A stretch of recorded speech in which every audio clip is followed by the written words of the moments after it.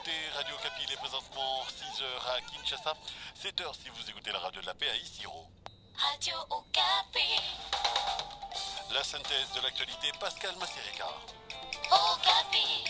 Madame, messieurs, bonjour. Forte tension observée une nouvelle fois dans la cité de Tchimboulou, au Kasaï central.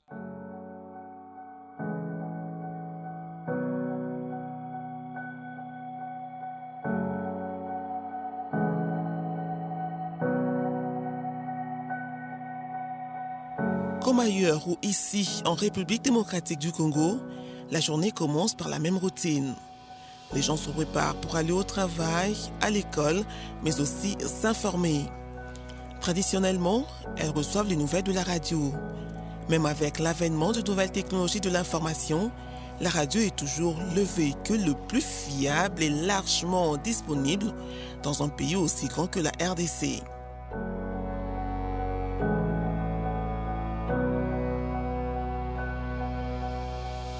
Le paysage radiophonique en RDC est vaste et parmi la multitude des stations radio nationales et internationales, la Radio Kapi occupe une place de choix pour son impartialité et sa couverture géographique.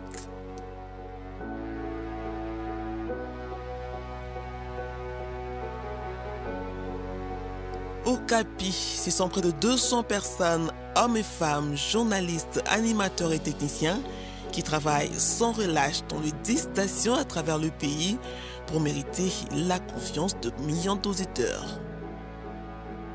Quand Radio Kapi a commencé, c'était d'abord un projet. On a procédé par recrutement, plus de 300 candidats. Finalement, on a retenu 16 à Kinshasa, on a retenu 6 à Goma et 7 à Kisangani. Et finalement, le 25 février 2002, la radio Okapi a démarré ce programme au même moment à Kinshasa, à Goma et à Kisangani. Quelques mois plus tard, on a mis aussi une équipe en place à Kalemi, à Badolité et à Kananga, avec toujours des petites équipes d'environ 5 personnes, 5 journalistes, plus un technicien. Et on a démarré avec aussi ces autres provinces. C'est comme ça que, au fur et à mesure que les mois passaient, l'équipe de Radio Kapi donc devenait de plus en plus importante. Présentement, en 2017, Radio Kapi compte une trentaine d'émetteurs. Nous avons des studios où nous produisons le décrochage. C'est Goma, Kisangani, Bunia, Bukavu, récemment Beni, il y a Lubumbashi, qui est donc parmi les studios et bien sûr la rédaction centrale à Kinshasa.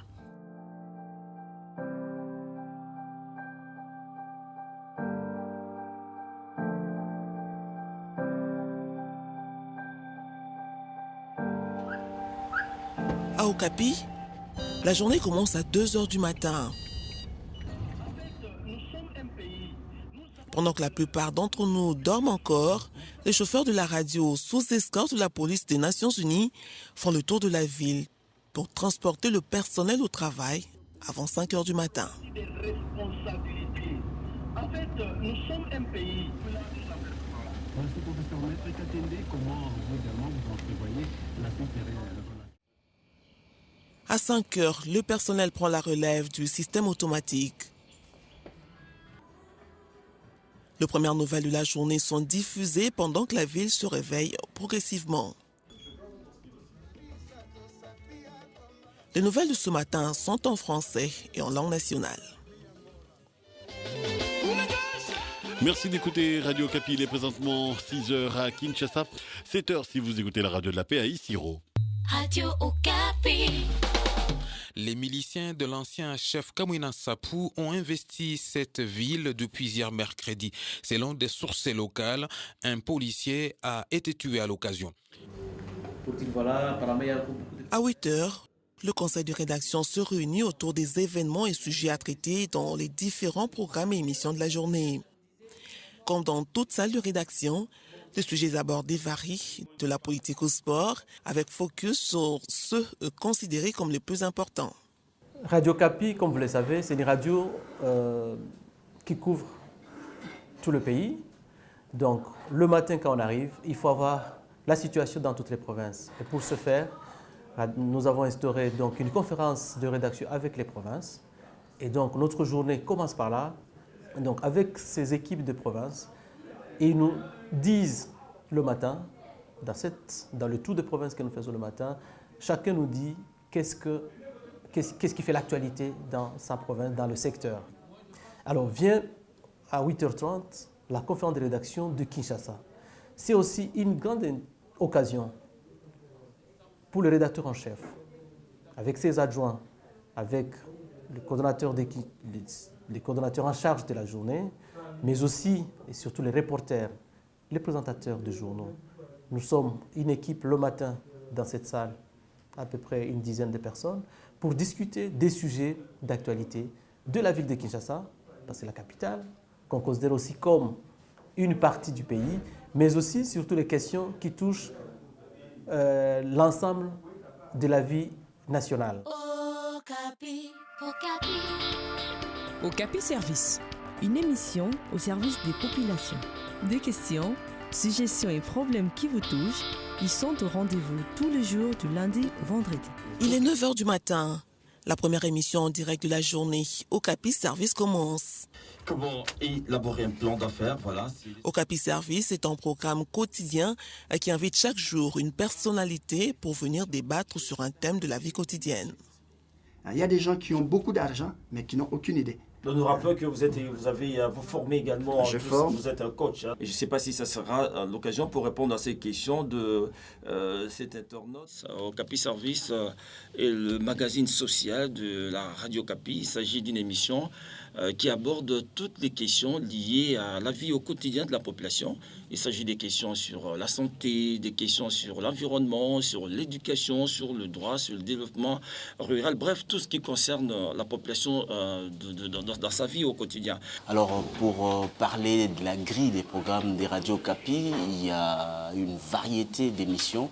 Nous avons un menu riche et varié. Et déjà en semaine, on a des émissions, on a une matinale qui est assez riche avec des chroniques sur les enfants, sur les jeunes, sur la femme. Donc, on atteint presque toutes les couches sociales de la population. Et tout au long de la journée, vous avez des émissions comme Okapi Service, qui est un magazine de la vie au quotidien, avec une partie interactive qui permet aux auditeurs d'intervenir sur tel ou tel sujet d'actualité ou même des sujets liés à la vie quotidienne. Vous avez les émissions comme Parole aux auditeurs, qui est un forum citoyen, une émission qui est rediffusée aussi les soirs. Et là, on ne parle pas que de la politique, mais nous allons au-delà de la politique en abordant d'autres aspects de la vie. Allô. Bonjour à tous et merci de votre fidélité à Radio Okapi à ce débat. Deux de ces questions notamment, comment sommes-nous passés d'un budget de 9 milliards de dollars à 4,5 milliards américains et à combien se situent au jour d'aujourd'hui les réserves stratégiques du pays. Alors à la première question... Je voudrais, avant de m'attaquer à la question d'autres statistiques, l'émission que nous présentons s'intitule Parole aux auditeurs. En fait, il s'agit d'un cadre d'échange citoyen avec un style de débat où la Radio Okapi, la direction déjà de la Radio Okapi vers les années 2009 avait pensé au fait donner l'occasion à la population de participer au débat concernant des questions d'actualité et aussi d'autres questions sociétales. Et plusieurs sujets sont développés au cours de nos émissions. En moyenne, nous donnons la parole à une quinzaine d'auditeurs qui vous parlent et qui s'expriment librement, au fait, sur toutes les questions d'actualité chaude ou encore d'actualité qui est très chaude, mais que nous traitons avec un peu de recul.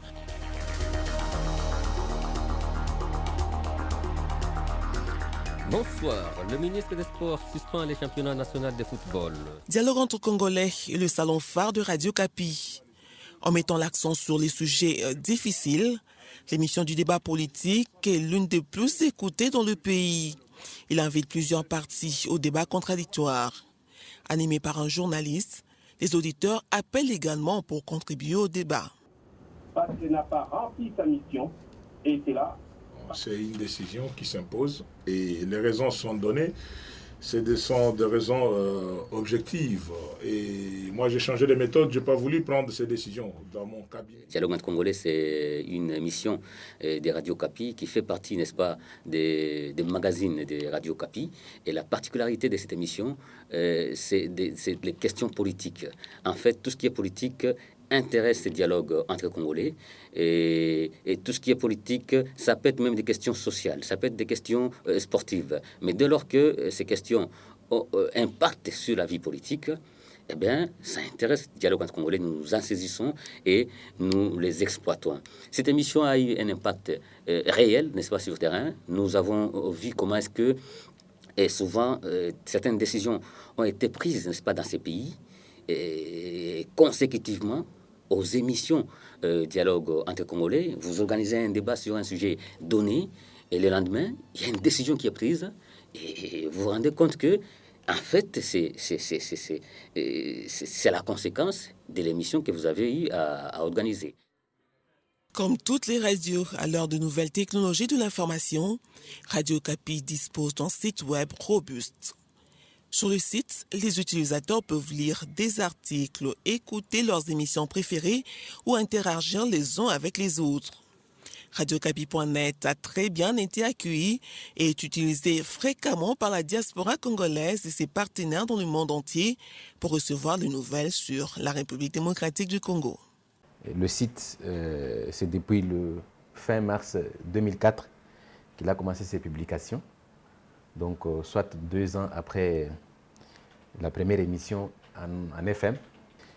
Donc, notre rôle, c'est vous faire vivre ce que vous suivez à l'antenne. Donc, nous sommes la vitrine des Radio Kapi. Et nous avons environ 4 310 000 visites par mois, ce qui vous fait une moyenne quotidienne de 135 000 visites. Mais nous ne voulons pas nous arrêter là.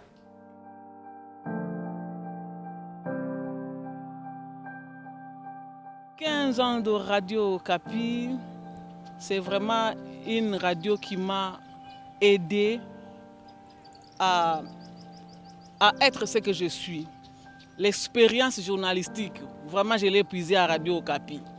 Je me rappelle qu'il y avait un pont important dans le nord Katanga qui était coupé lors des affrontements.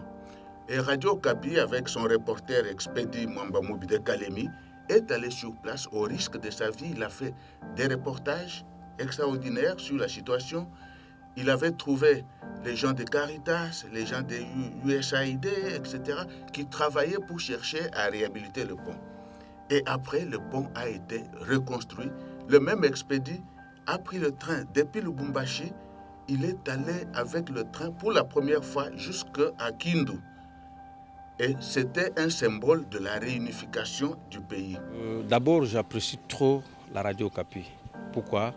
Parce que en comparant tous ces radios, je trouve un peu de réalité par rapport à la Radio Kapi et puis de simplicité, de vérité aussi. C'est ça que moi j'ai constaté. En tout cas, ça nous donne beaucoup d'informations et ça nous intéresse beaucoup. Grâce à ça que nous sommes informés surtout sur les problèmes de notre pays. Non, j'ai une très bonne impression par rapport au traitement des informations de la Radio Kapi. Tout d'abord, la Radio Kapi elle est neutre et ça c'est une bonne chose. C'est pas comme d'autres radios, c'est pas comme d'autres chaînes. Radio Kapi, c'est 15 ans de service public au service des millions d'auditeurs dans le pays et des milliers d'internautes à travers le monde. C'est aussi la référence en ce qui concerne la nouvelle en cas de doute ou de recherche de vérification. Je suis fière de faire partie de cette belle aventure, surtout de travailler pour un si bel outil au service de la paix, du développement, mais par-dessus tout, un outil au service du peuple congolais, de la liberté d'expression. En tout cas, cette radio a rendu service à la population congolaise. Et ce que je lui souhaite, mais qu'elle dure et qu'elle dure pendant des années encore et qu'elle s'agrandisse, qu'elle devienne, pourquoi pas, une radio régionale carrément, panafricaine, C'est tout ce que je lui souhaite, en tout cas, pour servir encore à d'autres générations. Des très bons souvenirs que je garde à travers la Radio Kapi, parce que c'est une chaîne qui nous a toujours accompagnés dans la lutte que nous menons jusqu'à ces jours, depuis le début jusqu'à ces jours. Nous les remercions beaucoup plus, mais nous leur demandons, en plus de ce qu'ils ont fait précédemment, qu'ils puissent continuer. Alors quand Radio Kapi est venue, c'était la première sensation qu'on avait de réappartenir encore à la nation congolaise. Et c'était extraordinaire puisque je me souviens, le slogan du départ c'était « Yabisomoko ». C'est une radio, une station de radio reconnue aujourd'hui à travers le pays, l'Afrique et le monde pour sa large contribution à la consolidation de la paix dans ce pays, à la promotion de la liberté d'expression et à la liberté de la presse. Tous les experts en journalisme à travers le monde entier aujourd'hui reconnaissent que Radio Okapi est l'une des radios les plus indépendantes d'Afrique. Un auditeur sur deux qualifie Okapi de radio indispensable ou très utile au paysage de nouvelles en République démocratique du Congo.